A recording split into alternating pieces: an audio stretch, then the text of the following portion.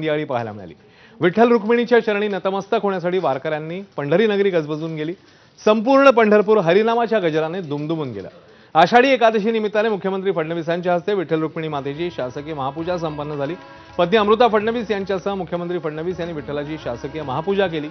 यावेळी विठ्ठलाच्या मूर्तीला मुख्यमंत्र्यांच्या हस्ते दुधाचा अभिषेक करण्यात आला। देवाला मुख्यमंत्र्यांनी आणलेला पोशाख परिधान करण्यात आला। त्यानंतर विठ्ठलाची आरती झाली।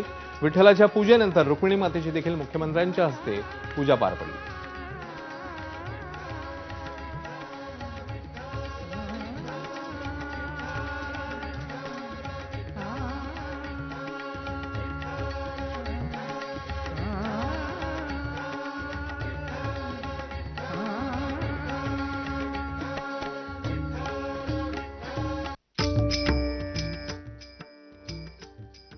देशाचे प्रधानमंत्री माननीय नरेंद्र मोदीजी यांनी आमच्या देशाच्या तरुणाईकरता एक नवीन अध्याय सुरू केलेला आहे।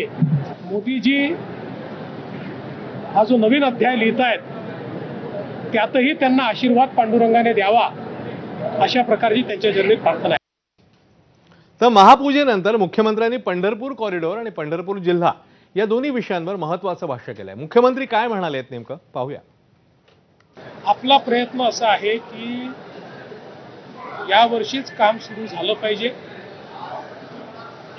आणि काम सुरू झाल्यानंतर 2 ते 2.5 वर्ष त्याला लागतील। पूर्ण काम व्हायला 3.5-4 वर्ष लागतील, पण महत्त्वाचं जे काम आहे ते 2 ते 2.5 वर्षात आपण पूर्ण करू।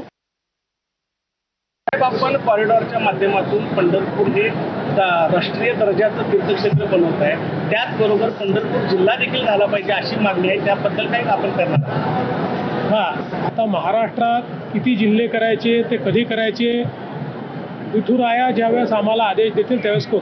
आता महाराष्ट्रात किती जिल्हे करायचे ते कधी करायचे विठुराया ज्यावेळेस आम्हाला आदेश देतील त्यावेळेस करू। आषाढी एकादशी निमित्ताने पंढरपूरमध्ये भाविकांची मोठी गर्दी पाहायला मिळाली। पंढरपुरात मोठी गर्दी नदीपात्र, पुंडलिक मंदिर परिसर, महाद्वार घाट, महाद्वार चौकी हे परिसर वारकऱ्यांनी भरून गेले। पवित्र स्नानाकरता पहाटेपासूनच चंद्रभागा नदीकाठी वारकऱ्यांची मांदियाळी पाहायला मिळाली। गजबजलेल्या पंढरीची ही ड्रोन दृश्य आता समोर आली आहे।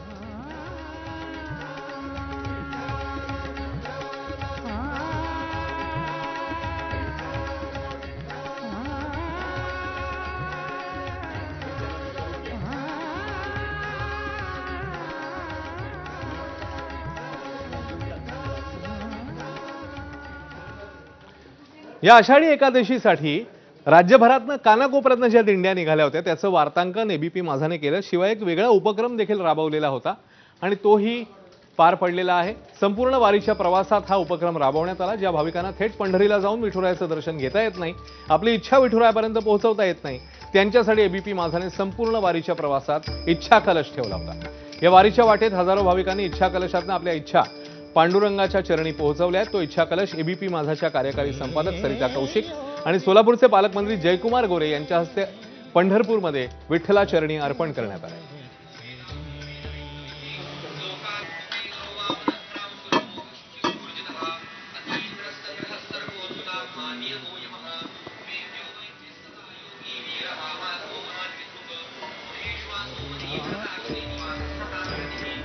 अनेक लोक असे आहेत की ज्यांची खूप इच्छा असते की आषाढी एकादशीला त्यांनी पंढरपुरात असावं, विठ्ठल चरणी त्यांनी असावं, पण तरी ही लोक येऊ शकत नाही।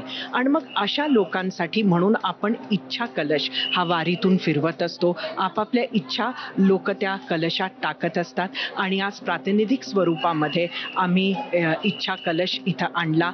जगभरातले लोक जी वारीमध्ये येऊ शकत नाही, विठ्ठलाच्या दर्शनाला येऊ शकत नाही, अशा लोकांच्या इच्छा जाणून घेऊन तो इच्छा कलश आज विठुरायाच्या चरणी अर्पण केलेला आहे। मला वाटते या माध्यमातून लोकांच्या ज्या इच्छा आहेत त्या विठुरायाच्या पर्यंत पोहोचलेल्या आहेत, तर नक्की विठुराया त्यांच्या इच्छा पूर्ण करतील। एक खूप सुंदर आणि लोकाभिमुख असा हा उपक्रम आहे। तिकडे दिल्लीमध्ये देखील आषाढी एकादशीचा उत्साह पाहायला मिळालेला आहे आणि तिकडे देखील वारीचं आयोजन करण्यात आलं होतं, ज्यामध्ये